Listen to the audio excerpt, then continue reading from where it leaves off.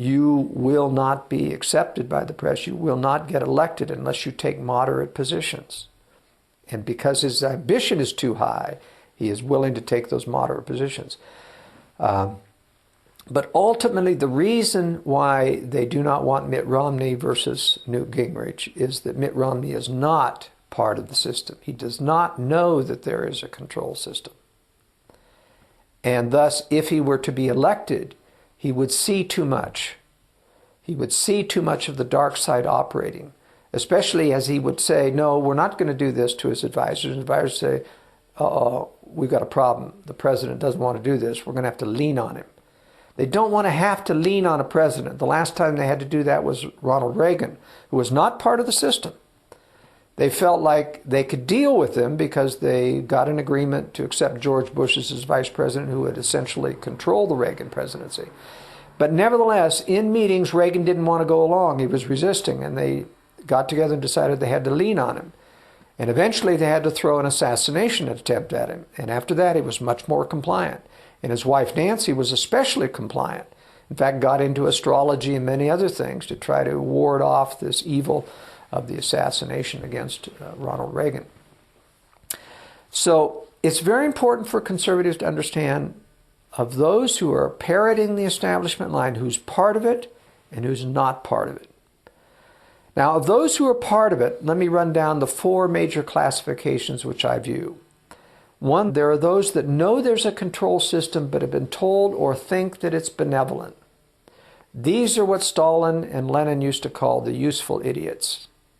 These are the people who simply will not see because they want to please so much, but they actually have seen enough to know that there is a control system, but they've decided it's benevolent, I'm not going to buck it, and they go along with it.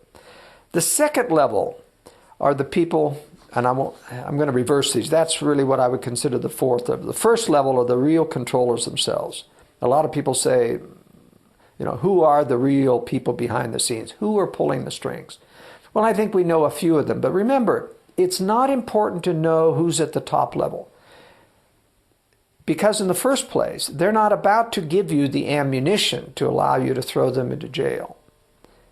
They don't normally take any positions of power openly. They stay behind the scenes. They are all wealthy. They all have a hidden power. They've all had somewhat productive lives in either big business or in international banking. And I can name a few that I know not from absolute knowledge, but from induction. You can induce from a variety of patterns of activity who has to be very high in a controlling estimate. I'll put David Rockefeller, for example, very high on the list. How do I know that? Well, he actually has admitted in a book fairly recently that if there is a New World Order conspiracy to do this, and I've been accused of this, then I freely admit I do want a New World Order. All right. That doesn't say that he's controlling in a satanic or evil sense. He has not admitted to that. I think there is an ultimate satanic criteria involved in getting to the highest levels. However, there's other indications that Rockefeller is part of it. For example, in previous administrations, he has showed up, even during the Ronald Reagan administration, he showed up at a White House economic dinner of which he was not invited. Now, how do you walk into the White House to a special dinner of which everyone is by invitation only, Council of Economic Advisors and 20 or 30 other people, and he walks in and sits down to a table by Robert McNamara. And he's overheard saying to them, by a personal friend of mine, so I know this is accurate, he was overheard saying to Robert McNamara, who was head of the World Bank by then. Remember, Robert McNamara was part of John F. Kennedy's Whiz Kids, and he was Secretary of Defense, then moved on up to be World Bank. And he was overheard saying to Robert McNamara, remember, Bob, don't say anything more or less than what I told you. So here's David Rockefeller walking in uninvited into the White House and giving orders to the person who's head of the World Bank. Now that tells me something about the level of control. And he said his phrase in the sense that, remember, don't do anything more or say anything more or less than what I told you. That indicates I'm in a position of power above you. And he is. Now, another example is Dwayne Andreas of Archer's Daniel Midland, major international agricultural company, very much involved in promoting Red China and Russia and other things. And this is very typical of globalists. Globalists are promoting and shielding Russia and China from criticism so that they can grow in power militarily and influence within the world. That's part of the Hegelian dialectic.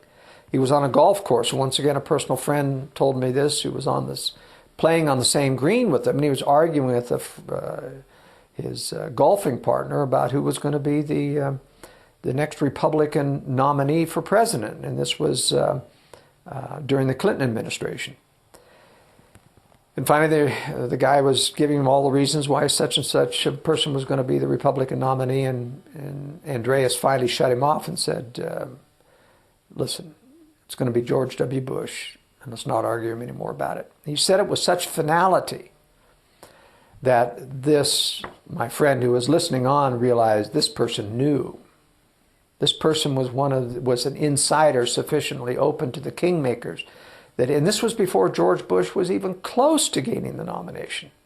He was just in that list of people who the media was putting out was going to be potential runners of the... So these are things which let me indicate that people are on the inside at a very, very high level. Now, the second level, under these top-level controllers, once let me go back, it doesn't really matter who's at top. What we have to understand that there is a control system and that certain people are taking orders down below. And we can see the orders coming down. We can see the pattern of control coming down. And so we know it has to be controlled from someone up above. So it isn't necessarily important that we find out who they are, because I don't think there's any way to prosecute them for being in that position unless you find them something illegal. But it's important to watch how those orders roll downhill and who is taking the orders, because at some point we do have the right to unelect people who are taking the orders, and we want to be able to find out who's doing it, because some of those people who are taking orders will appear to be on our side, and that's what we have to be careful of. So, for example, at the second level, we have people like Henry Kissinger, Brent Scowcroft, Strobe Talbot, Sandy Berger. These are people who are actually involved in the planning and implementation of conspiratorial endeavors. Henry Kissinger, undermining Taiwan, undermining Vietnam. We won the war in Vietnam. The bombing brought North Vietnam to the table, and Henry Kissinger gave it away. And part of the deal in giving it away was that he was going to allow South Vietnam to come under Vietnam, but you have to give us, he said, 3 or 4 years so that we don't look like we're guilty of having given it away so soon. And they did give them 3 or 4 years before they invaded South Vietnam and captured it. They also agreed in secret talks, Henry Kissinger did, to allow Red China to ascend to the seat held by Taiwan as a representative of China. All of that was negotiated for in secret. So Henry Kissinger is part of this second level, and I personally think that he's now part of the top level. I think he's moved up, but at that time he was a second level implementer and planner. Zbigniew Brzezinski. Now this is very interesting that these people play Team A and Team B tactics. In other words, Brzezinski went over, instead of playing for the Republican side, he was playing as he did before during Jimmy Carter as his advisor, advising the Democratic side. It's interesting, when they position themselves to switch sides, they start recanting previous positions that they have taken previously in other writings and other books. Zbigniew Brzezinski, for example, was a great apologist for the Soviet Union, was always trying to make the case that the Soviet Union was never as dangerous as it was. And then when he got out and began to, and it became very dangerous, he started to recant. Then he changed once the phony fall of the Soviet Union had gone into position. He changed his position again. So these are people in the second level who are very, very dangerous. The third level is the largest level. These are the useful hired guns, hacks, shills for the government. These are people who have one unique characteristic beside the fact that they know there's a control system. They have been corrupted.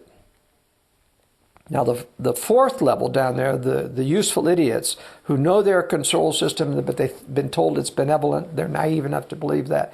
You can take a lot of good people who are predictable academics, who are predictable liberals. You can put them into position. You don't have to tell them there's a conspiracy. They'll do their liberal thing, and they'll get the job done.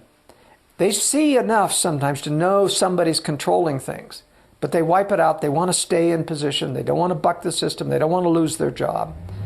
They're relatively harmless, and we must be careful not to denigrate those people in the same way that we denigrate the people in this third level who know there's a control system, knows there's evil about it, and they personally are corrupt. I had a personal friend who was a member of the CIA, went overseas, and had a prostitute show up at his hotel room one evening. He rejected what she was wanting. She said, no, you don't understand. I'm here paid for by the agency. I'm here, it's free of charge. You don't have to, resist my invitations. And he, being a good moral person, resisted that. Other people had received prostitutes that same evening at their hotel room either, and most had succumbed. The ones who succumbed saw their careers enhanced, and they got promoted. His career never went anywhere. So there are these periodic tests that go forward to see who's going to be corruptible. Moral corruption is extremely important because it tells whether or not a person will in fact have a fit of conscience and not be able to go along with what they see, or whether or not they can be turned and bent. And there are many other tests that go on later on, because certain people can be corrupted morally, but they'll draw the line at betraying their country.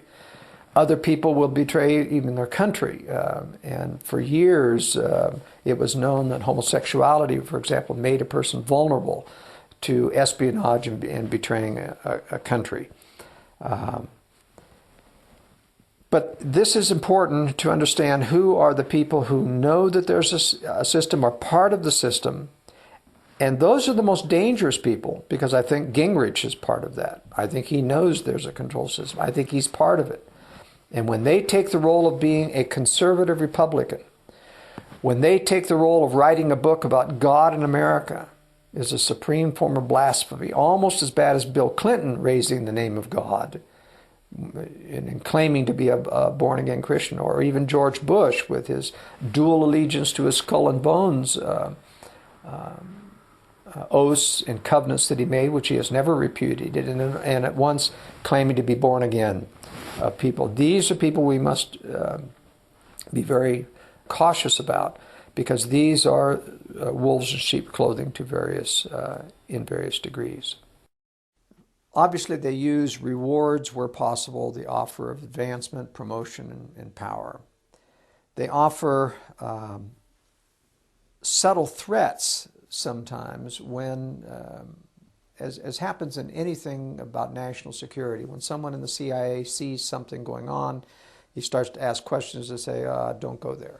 And just usually that kind of a hint, that's not something you should ask about, is enough to make people to acquiesce. However, if you have a principled person who is bothered by something, and this happens with every whistleblower in the government, they start to push beyond those subtle hints about don't go there, or you don't have a need to know.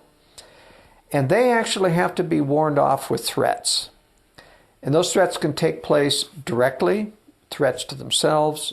They first of all will start to threaten their job. If that doesn't get in the way and they actually become a whistleblower, they often start to threaten their family.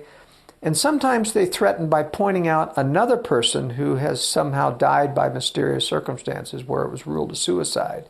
And they then explain to them that it wasn't a suicide. That's a person who wouldn't be quiet, just like you. And there are various levels of threats of which they can escalate. But at the higher level, for people who are fully corrupted, the Bill Clintons of the world, for example, they use the promise of immunity. It's a very powerful thing. The promise that we can make sure that the things that we have on tape of you doing don't ever see the light of day. It's a combination of blackmail and immunity, and they see that all the time happening in government. They see somebody caught who's on the dark side of government, and they see a telephone going to the judge, and the judge lets him off, or the prosecutor, district attorney pleads it down. They see how immunity